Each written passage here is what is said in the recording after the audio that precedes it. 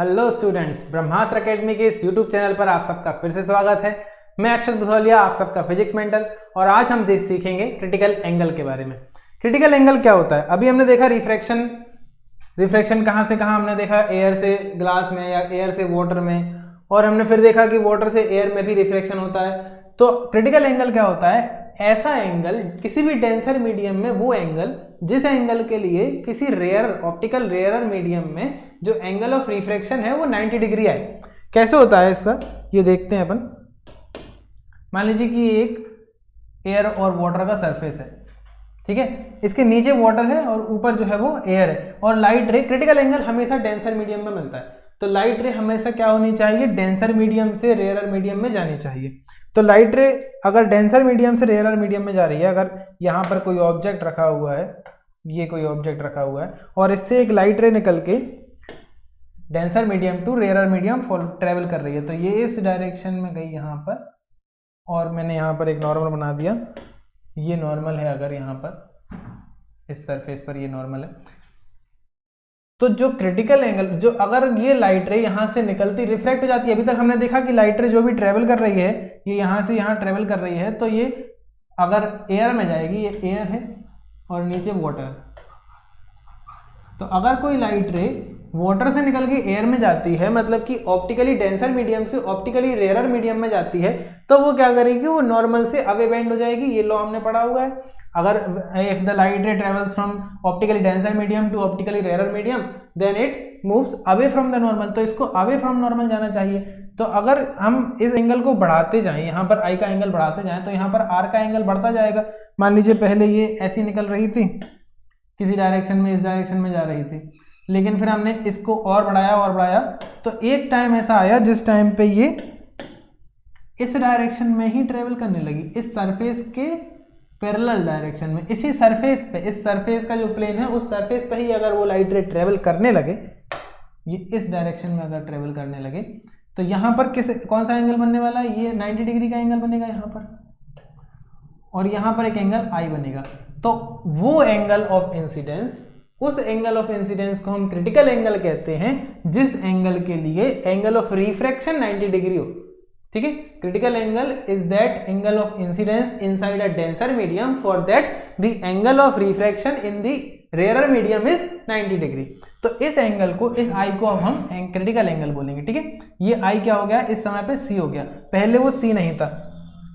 अगर यहाँ पर हम दूसरा केस कंसिडर करें, यहाँ पर देखिए, यहाँ पर मैं दो केस आपको दिखाता हूँ। ये एक सरफेस है, ये एयर टू वाटर सरफेस है, तो मैं इसको ब्लू कलर से बना देता हूँ। ये एक सरफेस है और light ray denser medium to rare medium जा रही है, इस मीडियम से इस मीडियम में जा रही है। यहाँ पर एक नॉर्मल ड्रॉ करते हैं, तो ये नॉर्मल इस तरह से ड्रॉ हो जाएगा, और इसके बाद क्या होगा? ये लाइट रे यहाँ से यहाँ ट्रेवल करेगी, इस डायरेक्शन में जाएगी। दूसरा केस अगर हम यहाँ पर कंसीडर करें, यही वाटर टू एयर का सरफेस है, इस सरफेस पे भी नीचे से, यहाँ से डेंसर मीडियम से एक लाइट रे आ रही है, लेकिन अब इसने एंगल चेंज कर दिया अपना थोड़ा सा, तो ये एंगल इस डायरेक्शन में हो गया। मान लीजिए थोड़ा सा बढ़ गया एंगल आई, और ये नॉर्मल डाला मैंने यहाँ पर। इसके बाद जो रिफ्रैक्शन होगा, वो रिफ्रैक्शन की वैल्यू बढ़ जाएगी, तो वो रिफ्रैक्शन यहाँ को।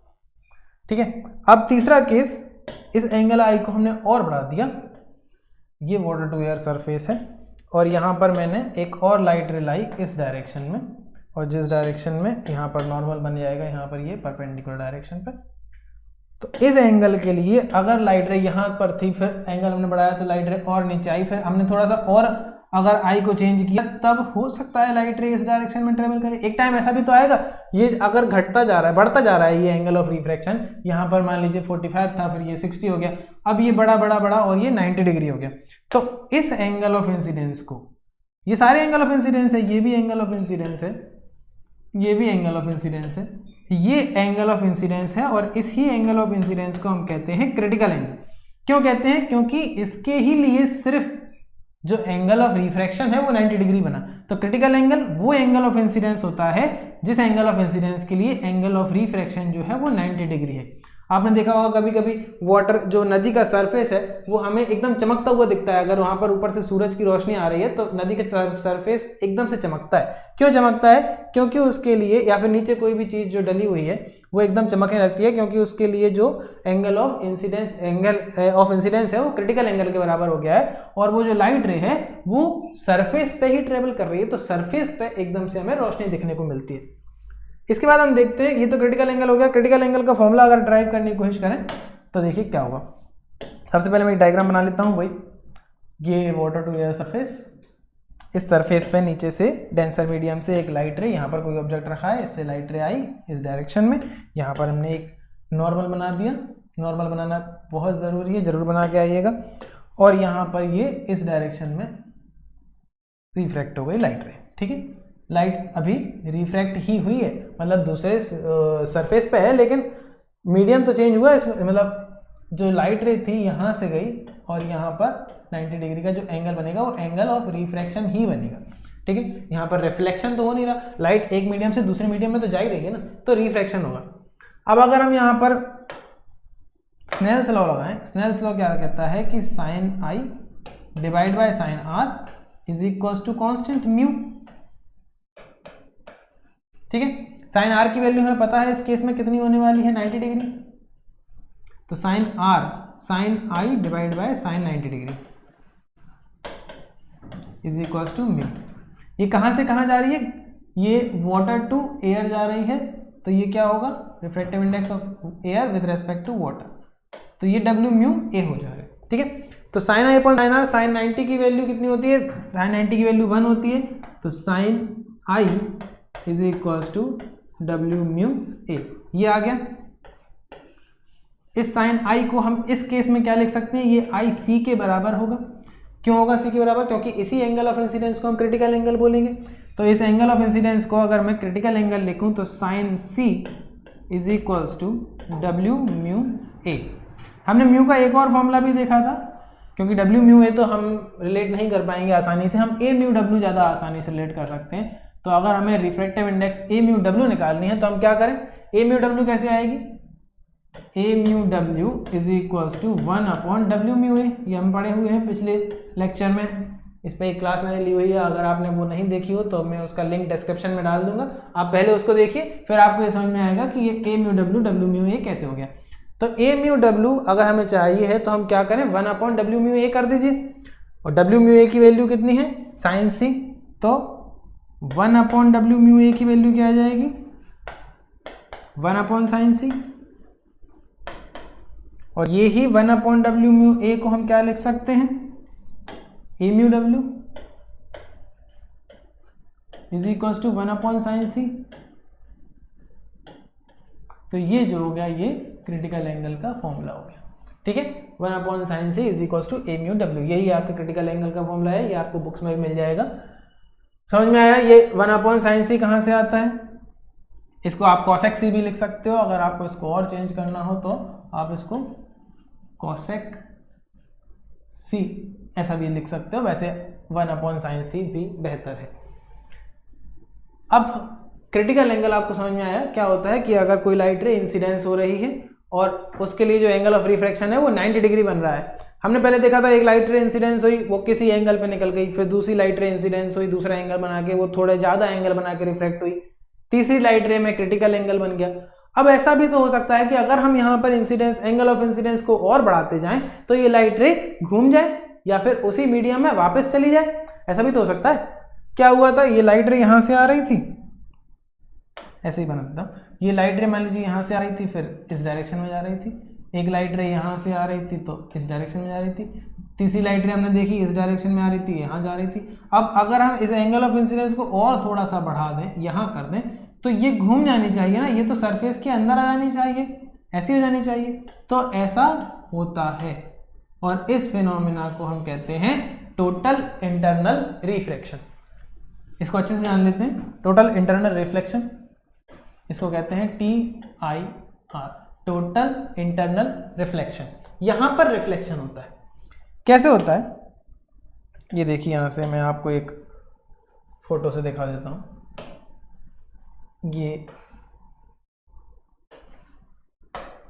ये देखिए ये एक ऑब्जेक्ट था, इस ऑब्जेक्ट से अगर कोई लाइट रे इस डायरेक्शन में जा रही थी तो ये सीधी निकल जा रही थी, क्योंकि ये परपेंडिकुलर डायरेक्शन में है, ये नॉर्मल की डायरेक्शन में है, तो ये रिफ्रैक्ट तो होगी नहीं, तो सीधी निकल जाएगी।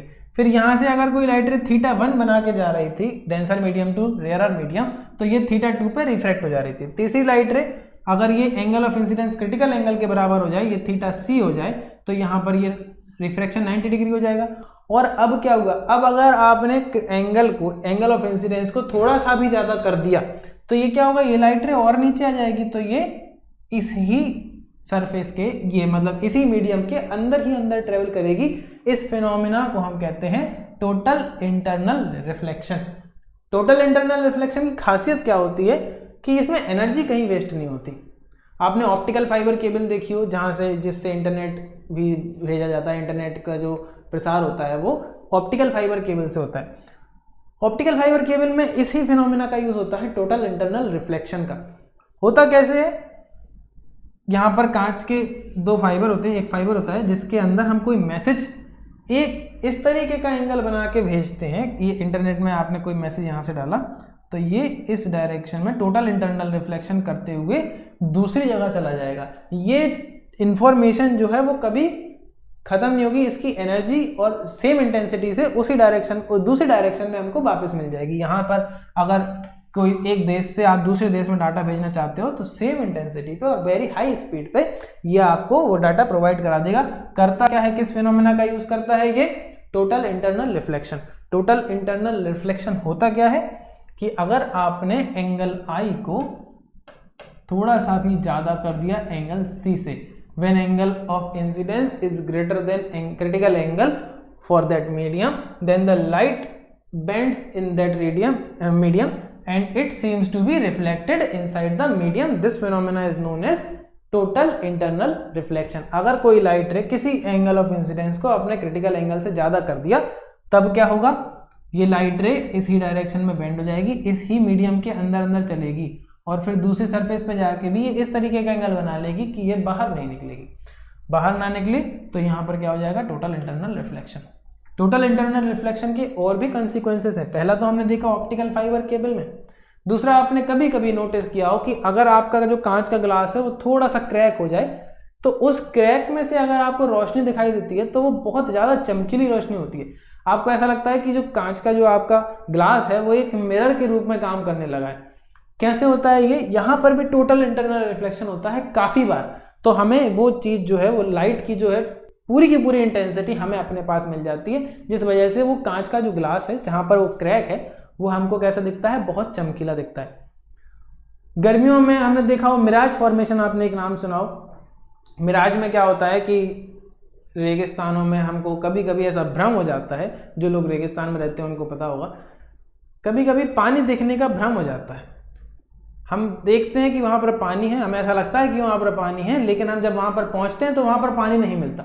क्यों होता है ऐसा, इस फेनोमेना को हम कहते हैं मिराज फॉर्मेशन। ये भी टोटल इंटरनल रिफ्लेक्शन से ही होता है। होता क्या है, देखिए कि अगर मान लीजिए यहाँ पर एक पेड़ है, हमको एक्चुअली क्या होता है मिराज फॉर्मेशन में पेड़ जो है वो नीचे दिखने लगता है। ये पेड़ है, मान लीजिए यहाँ पर रेगिस्तान में कोई एक छोटा सा पेड़ है, मैंने बड़ा बना दिया। अब यहाँ पर आप खड़े हुए हैं, आपको प्यास लगी, आपने कहा कि पानी कहाँ मिलेगा। आप पानी ढूंढते हुए फिर रहे हैं रेगिस्तान में, यहाँ पर पूरे में रेतीला रेगिस्तान है और धूप पड़ रही है, बहुत गर्मी पड़ रही है। तो गर्मी पड़ने से क्या होगा, यहाँ का जो टेम्परेचर है, टेम्परेचर बढ़ जाएगा। टेम्परेचर बढ़ने से गैसेस की जो वेलोसिटी है, गैसेस जो है वो बहुत हल्की हो जाएंगी और ऊपर की तरफ उड़ने लगेंगी। तो यहाँ पर टोटल इंटरनल रिफ्लेक्शन होगा। यहाँ पर क्या होगा, ये लाइट रे इस डायरेक्शन में आएगी, ऐसी ऐसी जाती हुई हमारी आंख पर इस डायरेक्शन में पड़ेगी और यहाँ से भी जो जाएगी वो हमको यहाँ दिखेगी। तो अब हम क्या देखेंगे, हमारी आंख तो टेढ़ा देखती नहीं है, ये लाइट रे हमें बेंड होगी। एक्चुअली में लाइट रे जो है वो बेंड होती है। लाइट यहाँ से रिफ्रैक्ट होते होते होते होते रिफ्रैक्शन करते करते यहाँ तक पहुँचेगी हमारी आंख तक। और हमारी आंख किस डायरेक्शन में देखती है, हमारी आंख तो सीधा देखती है, पिछले केस में मैंने आपको बताया। तो ये आंख इसको कहाँ देखेगी, इसको यहाँ देखेगी। तो ये जो पेड़ है हमको उल्टा दिखेगा, थोड़ा सा छोटा दिखेगा और उल्टा दिखेगा। तो जब हमें तो पता है कि यहाँ पर तो जमीन है और पेड़ ऊपर है, पेड़ नीचे क्यों दिख रहा है, पेड़ तो उल्टा हो नहीं सकता है, पेड़ नीचे इसलिए दिख रहा है क्योंकि यहाँ पर पानी है, ऐसा आपको लग सकता है कि यहाँ पर पानी है इसलिए पेड़ नीचे दिख रहा है। तो जब आप यहाँ पर आएंगे तो आपको ये कुछ नहीं दिखेगा, ये दिखेगा भैया ऊपर पेड़ है नीचे रेगिस्तान है, कुछ नहीं है। इस फॉर्मेशन को हम कहते हैं मिराज फॉर्मेशन, ठीक है, ये मिराज है। हिंदी में भी इसका कुछ नाम है वो मैं भूल रहा हूं, लेकिन इसको इंग्लिश में मिराज फॉर्मेशन कहते हैं। होता क्या है, रेगिस्तान में हमको पानी जब नहीं दिखता है तब ये फिनोमेना होता है। और ये होता किस वजह से है, ये होता है टोटल इंटरनल रिफ्लेक्शन की वजह से। लाइट टोटली इंटरनल रिफ्लेक्ट हो गई, इसी डायरेक्शन में बेंड हो गई, इसी मीडियम के अंदर अंदर बेंड हो गई, ठीक है। तो इससे क्या होता है, इससे हमें यहाँ पर पानी दिखने लगता है। कभी कभी आपने रोड पर भी देखा हो, किसी रोड, कभी कभी रोड जो है वो बहुत चिकनी दिखने लगती है। अगर बहुत गर्मी है, हमारे यहाँ पर गर्मियों का मौसम है, तो रोडें जो है बहुत ज़्यादा चिकनी दिखने लगती हैं, ऐसा लगता है कि इस पर पानी डाला हुआ है। लेकिन जब हम उस रोड पर जाते हैं, उस जगह पर जाते हैं, तो हमें पानी नहीं मिलता। तो जहाँ पर हमें ऐसा लगता है कि यहाँ पर पानी दिख रहा है और है नहीं, वो सारे के सारे फिनोमेना होते हैं टोटल इंटरनल रिफ्लेक्शन से। एक और कंसिक्वेंस है टोटल इंटरनल रिफ्लेक्शन का, डायमंड को इस तरीके से काटा जाता है कि उसके हर एक एंगल पे कहीं से भी अगर लाइट उसके अंदर चली जाए तो लाइट टोटली इंटरनल रिफ्लेक्ट होती रहती है। लाइट यहाँ जाएगी, फिर यहाँ जाएगी, फिर यहाँ जाएगी, फिर यहाँ जाएगी, ये टोटली इंटरनल रिफ्लेक्ट होती रहेगी। इसीलिए अंधेरे में भी जो डायमंड होता है वो चमकता है, थोड़ी देर तक चमकता रहता है, उसके बाद जो लाइट अंदर है वो खत्म हो जाती है। लेकिन कुछ देर के लिए अगर लाइट में आपने किसी डायमंड को रखा है और अंधेरा हो गया तो एकदम से डायमंड जो है वो चमकता हुआ दिखता है। क्यों होता है ऐसा? क्योंकि लाइट इसके अंदर फंस के रह जाती है, इसके अंदर से वो बाहर निकल नहीं पाती। जो लाइट रे एक बार डायमंड के अंदर गई वो डायमंड के अंदर ही रहेगी और वहीं पर मर जाएगी, बाहर नहीं निकल पाएगी, ठीक है। तो टोटल इंटरनल रिफ्लेक्शन देखा आपने क्या होता है, टोटल इंटरनल रिफ्लेक्शन का कॉन्सिक्वेंसेस भी देख लिए। इससे पहले हमने देखा था क्रिटिकल एंगल। क्रिटिकल एंगल क्या था? वो एंगल ऑफ इंसिडेंस, जिस एंगल ऑफ इंसिडेंस के लिए दूसरे मीडियम में, किसी रेयरर मीडियम में जो एंगल ऑफ रिफ्रैक्शन है वो 90 डिग्री बने। क्रिटिकल एंगल का फॉर्मूला हमने देखा, वो क्या होता है, A mu W is equal to 1/sin c। यही फॉर्मूला आपको एग्जाम्स में यूज करना है, A mu W is equal to 1/sin c। एक और cosec c भी होता है, वो यूज करना चाहें तो कर सकते हैं। इसके कॉन्सिक्वेंसेस हमने देखे, पानी का एकदम से चमकना। इसके बाद इसी को आगे बढ़ा के हमने देखा कि टोटल इंटरनल रिफ्लेक्शन क्या होता है, टोटल इंटरनल रिफ्लेक्शन होता कैसे है और उसके होने से होता क्या क्या है, ये भी देखा। आने वाले लेक्चर्स में हम लेंस पर बात करेंगे। तब तक के लिए धन्यवाद।